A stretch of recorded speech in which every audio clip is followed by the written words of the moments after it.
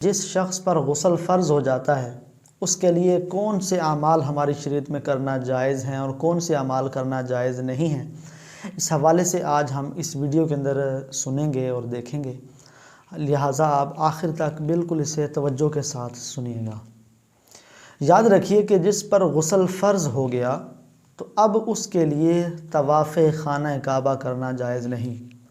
قرآن مجید فرقان حمید کو پڑھنا جائز نہیں،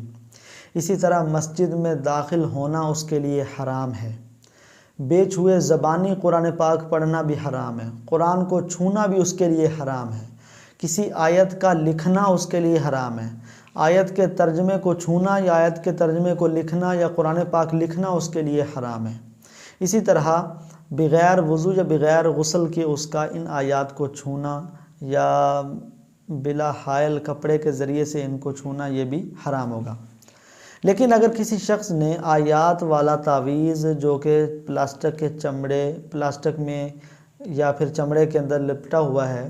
وہ تعویذ اگر اس نے پہنا ہے تو اب یہ چونکہ وہ ڈائریکٹ جسم کے ساتھ نہیں لگ رہا، نہ یہ اسے چھو رہا ہے، تو ایسے تعویذ کا پہننا فرض غسل ہونے کی صورت میں بھی جائز ہے، اب یہ گناہگار نہیں ہوگا۔ لیکن اگر اس نے تعویذ چمڑے سے اور پلاسٹک کور سے نکال لیا اور اب اس پر آیات لکھی ہوئی ہیں تو اب اسے چھوتا ہے تو اس صورت میں یہ اس کا عمل حرام ہوگا، ناجائز اور گناہ کا کام ہوگا۔ اگر قرآن پاک جزدان میں ہے یعنی غلاف میں ہے، ایسا غلاف ہے جس کو بآسانی اتارا یا پہنایا جا سکتا ہے، تو اس صورت میں اس غلاف کے اوپر سے قرآن پاک کو پکڑنا اور چھونا جس پر وضو یا غسل فرض ہے اس کے لیے جائز ہے۔ لیکن اگر ایسی صورتحال نہیں ہے تو اب ان کے لیے یہ عمل جائز نہیں ہے۔ اسی طرح قرآن مجید فرقان حمید کو چھونا ایسے چیز کے ذریعے سے، درمیان میں کوئی چیز حائل نہیں ہے حرام، لیکن اگر درمیان میں کپڑا حائل کر لیا اور وہ کپڑا حائل ایسا کپڑا حائل کیا ہے جو اس کے جسم کے تابع نہیں ہے، جیسے گلبز اس نے چڑھائے ہوئے نہیں ہیں، پہنے ہوئے نہیں ہیں، کپڑا ہے ایک رومال ہے جو کہ اس کے جسم کے تابع نہیں ہے، اس نے پہنا ہوا نہیں ہے، یا چادر ہے وہ اس نے گلے میں نہیں لی ہوئی، تو اب اس کے ذریعے سے وہ اگر قرآن پاک کو اٹھاتا ہے تو اس کے لیے اٹھانا جائز ہے۔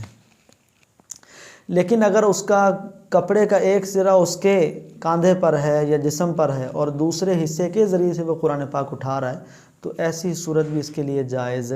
نہیں ہے۔ جس پر غسل فرض ہوا ہو، قرآن پاک کی تلاوت کرنا اس کے لیے حرام، قرآن پاک کو چھونا اس کے لیے حرام، لیکن اگر وہ تبرک کی نیت سے بسم اللہ الرحمن الرحیم پڑھتا ہے، تلاوت قرآن کی نیت نہیں، یا پھر بری خبر سنی اس پر وہ انا للہ و انا الیہ راجعون دعا کی نیت سے پڑھتا ہے، یا پھر اچھی خبر سنی اس پر دعا کی نیت سے الحمدللہ رب العالمین پڑھتا ہے، یا پھر وہ بغیر قل چاروں قل پڑھتا ہے لیکن لفظ قل اس میں شامل نہیں کرتا اور اس میں ثنا کی نیت کرتا ہے، آیت الکرسی پڑھتا ہے اس میں ثنا کی نیت سے وہ پڑھتا ہے، تلاوت قرآن کی نیت سے نہیں پڑھ رہا، تو اس صورت میں یہ پڑھنا جائز ہے۔ لیکن اگر قرآن پاک پڑھنے کی نیت ہے تو اب غسل فرض ہونے کی صورت میں اس کے لیے تلاوت قرآن کرنا جائز نہیں ہے۔ جہاں تک رہ گئی بات احادیث مبارکہ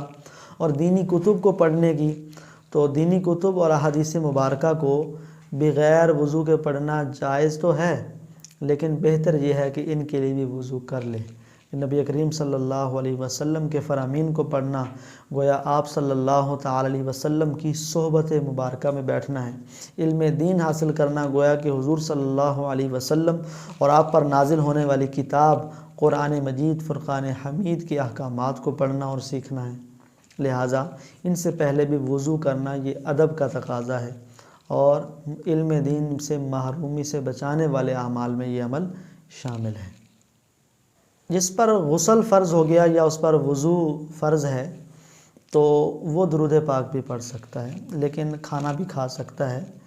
جماع بھی کر سکتا ہے، لیکن بہتر یہ ہے کہ اگر کھانا کھانا ہے یا درود پاک پڑھنا ہے تو اس صورت میں وہ پہلے کلی کر لے، پھر اس کے بعد کم از کم کلی کرنے کے بعد پھر پڑھے،